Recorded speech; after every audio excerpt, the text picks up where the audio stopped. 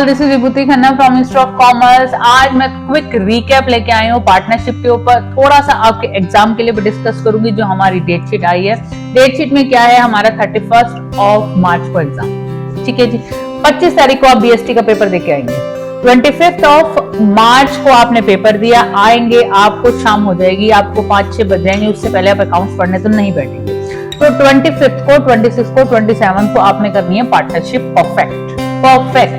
Final paper देने जा रहे हो, अब परफेक्ट करनी है। उसके बाद आपकी 28 एंड 29 जो मार्च है उसमें आपने करनी है second book, that is company account, जिसमें issue of shares and issue of debenture पे वर्क करना है। उसके बाद जो आपकी 30 मार्च है उस दिन आप थर्ड बुक पे फोकस करेंगे, जिसमें कैश फ्लो रेशियो और financial analysis of balance sheet पे वर्क करेंगे। ये आपका चार्ट होना चाहिए, इस तरीके से आपको फोकस करना है। और एक बात ध्यान रखिएगा, प्री बोर्ड में आप हाफ प्रिपेयर्ड गए थे, सेकेंड प्री बोर्ड में भी आप 70% प्रिपेयर्ड गए थे, लेकिन अब बोर्ड में 100% प्रिपेयर्ड जाना और कोई कॉन्सेप्ट छूटना नहीं, रहना नहीं चाहिए, करके ही जाना है। रिवाइज पूरे साल बहुत पढ़ लिए, बहुत डांट भी खा ली है टीचर से, बड़ी मेहनत भी कर ली है। हमें लगता है हमने बहुत किया, टीचर हमें फिर भी डांटती रहती है, मैं भी डांटती रहती हूँ अपने स्टूडेंट्स को। तो आपने क्या करना है कि बस अब फाइनली अब हम सब करेंगे, ठीक है जी।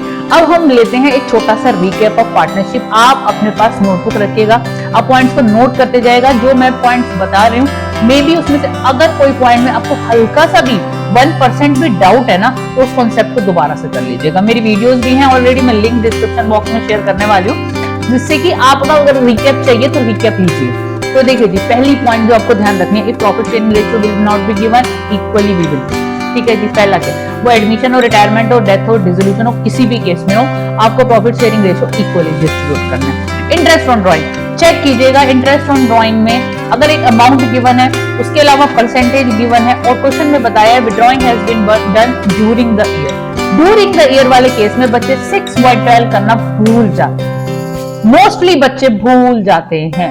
6/12 याद रखना है, आपको जरूर करना है। मिडिल वाला केस है, अब आपकी मंथली विड्रॉइंग्स है, इक्वल अमाउंट इंस्टॉलमेंट है या अनइक्वल है।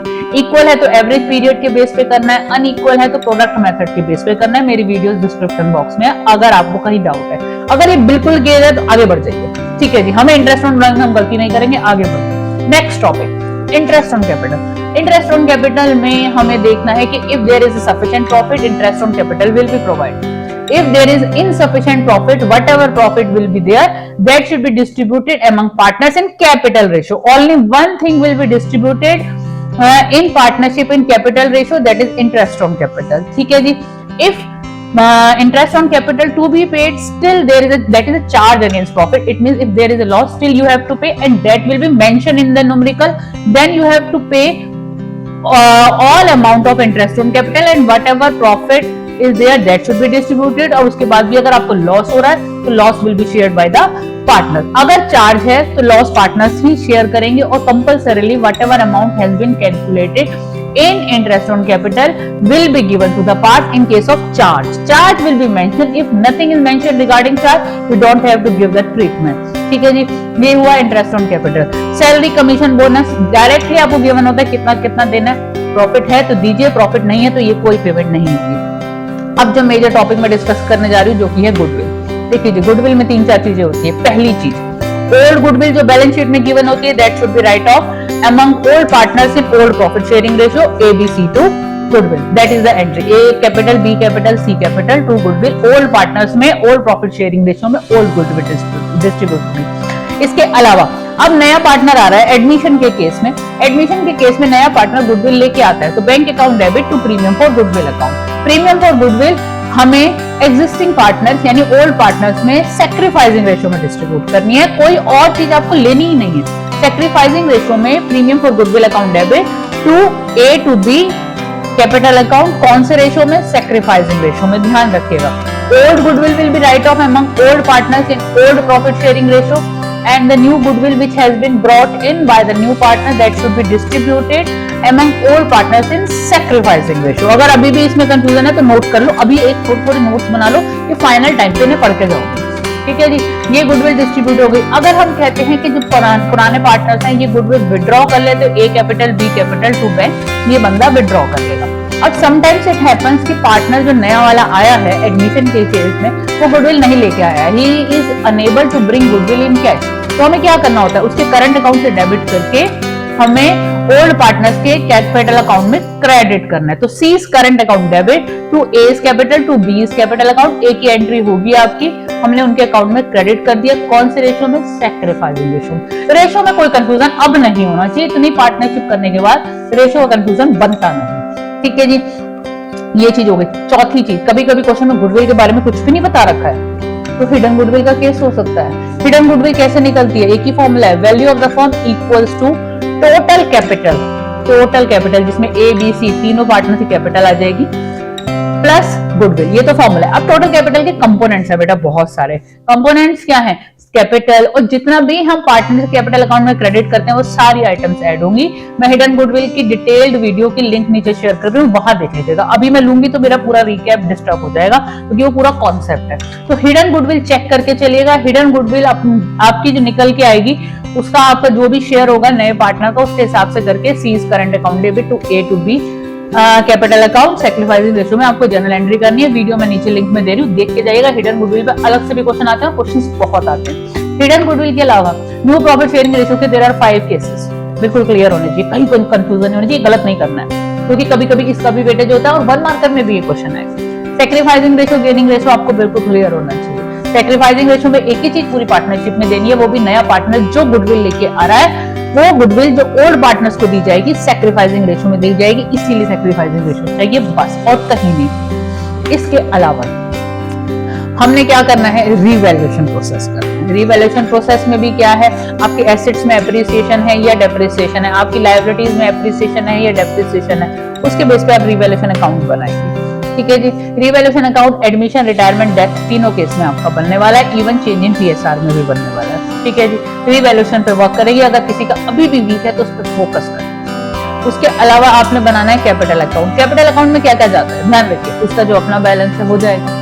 उसके अलावा जितने भी जनरल रिजर्व्स हैं वो डिस्ट्रीब्यूट होंगे ओल्ड पार्टनर्स में, ओल्ड प्रॉफिट शेयरिंग रेशियो में। वर्कमैन कंपनसेशन रिजर्व है, पहले आप उसकी लायबिलिटी को, यानी अगर कोई क्लेम है उसको सेटल करने के बाद रिमेनिंग वर्कमैन कंपनसेशन रिजर्व आप ओल्ड पार्टनर्स में ओल्ड प्रॉफिट शेयरिंग रेशियो में डिस्ट्रीब्यूट करेंगे। रिवैल्यूएशन प्रॉफिट उनको मिलेगा। ओल्ड गुडविल है तो राइट ऑफ होगी, एडवर्टाइजमेंट सस्पेंस अकाउंट है तो राइट ऑफ होगा। इसके अलावा इन्वेस्टमेंट फ्लक्चुएशन रिजर्व है, वो भी अगर कोई लॉस हो रहा है उसको सेटल करने के बाद ओल्ड पार्टनर्स में ओल्ड प्रॉफिट शेयरिंग रेशियो में क्रेडिट होगा। अब नया पार्टनर आ रहा है, फॉर एग्जांपल एडमिशन के केस में, अब जब नया पार्टनर आ रहा है तो गुडविल लेके आ रहा है, गुडविल लेके आ रहा है तो वो भी उनको क्रेडिट होगी प्रीमियम फॉर गुडविल से। ठीक है जी, ये हमने क्रेडिट कर दी। इसके अलावा हमारा नया पार्टनर कैपिटल लेके आ रहा है। अब यहाँ पॉइंट है, कभी तो कैपिटल गिवन होती है, कभी हमें प्रोपोर्शनेट निकालनी होती है। दो ही केस हैं प्रोपोर्शनेट के जो समझने वाले हैं। कभी कभी नया पार्टनर की प्रॉफिट शेयरिंग, नए पार्टनर की कैपिटल गिवन है और एग्जिस्टिंग की प्रोपोर्शनेट करनी है, एग्जिस्टिंग की एडजस्ट करनी है। कभी कभी पुराने पार्टनर्स की कैपिटल गिवन है और उसके बेस पे नए से लेनी है, लेकिन अमाउंट गिवन नहीं है, उसको कैलकुलेट करना है। मेरी वीडियो ऑलरेडी अवेलेबल है, वहां जाके देख सकते हैं अगर नहीं आता है। बेटा टफ नहीं है, और ये क्वेश्चंस तो आने हैं ना लॉन्ग वाले, तो ये करने हैं। इसके बेस पे आप कैपिटल अकाउंट फॉर्मेशन करेंगे। उसके बाद आपको रिवाइज्ड बैलेंस शीट बनानी है। रिवाइज्ड बैलेंस शीट अगर टैली हो जाती है तो वेल एंड गुड, लेकिन एक चीज बताना चाह रही हूँ, अगर इन केस आपकी बैलेंस शीट टैली नहीं होती, दोनों साइड सेम फिगर नहीं लिख के आइएगा, आपको नहीं पता एग्जाम में आपकी लेफ्ट साइड सही है राइट साइड सही है। आप अपनी पोस्टिंग पे वर्क करेंगे कि जितनी आप पोस्टिंग डाल रहे हैं दैट शुड बी करेक्ट।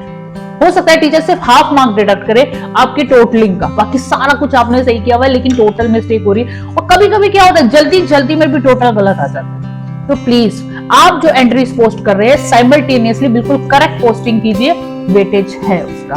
ठीक है जी, ये आपने किया। इसके अलावा कुछ थोड़े बहुत सजेशंस मैं देना चाहूंगी। पार्टनरशिप में आपने ये सब करना है, आपने रिवैल्यूएशन बनाया, कैपिटल बनाया, बैलेंस शीट बनाया, कहीं एरर आ रहा है कोई बात नहीं बच्चे, एक नंबर कट जाएगा, बाकी 5 तो आएंगे ना।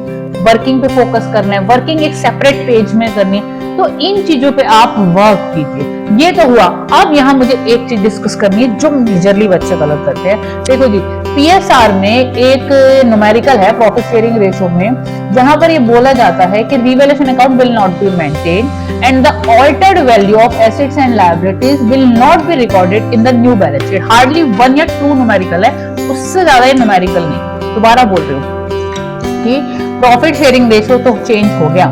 अब उस केस में हमें रिवैल्यूएशन अकाउंट मेंटेन नहीं करना है, लेकिन ये बात लिखी नहीं होती कि revaluation account will not be maintain. वहां ये लिखा होता है कि revised value of assets and liabilities will not be recorded in the new balance sheet. यानी आपकी जो रिवाइज्ड वैल्यूज हैं, हम तो रिवाइज्ड वैल्यूज ही बैलेंस शीट में देते हैं ना, क्योंकि हमने जो एप्रिसिएशन डेप्रिसिएशन रिवैल्यूएशन अकाउंट में दिखा दिया, तो रिवाइज्ड वैल्यू तो रिकॉर्ड नहीं होनी है। इस केस में हमें क्या करना है, उसका लिंक मैं नीचे दे रही हूँ। रिवैल्यूएशन अकाउंट बिना बनाए एक जर्नल एंट्री करके, एक एडजस्टमेंट एंट्री करके as it is balance sheet बनानी है। अगर कोई एडजस्टमेंट होनी है तो वो कैपिटल अकाउंट में होनी है, दैट्स इट। ये बहुत ही इजी क्वेश्चन होता है और बच्चे इसमें टाइम स्पेंड कर देते हैं। Revaluation capital account faulted value record करके, वो लाइन लास्ट में गिवन।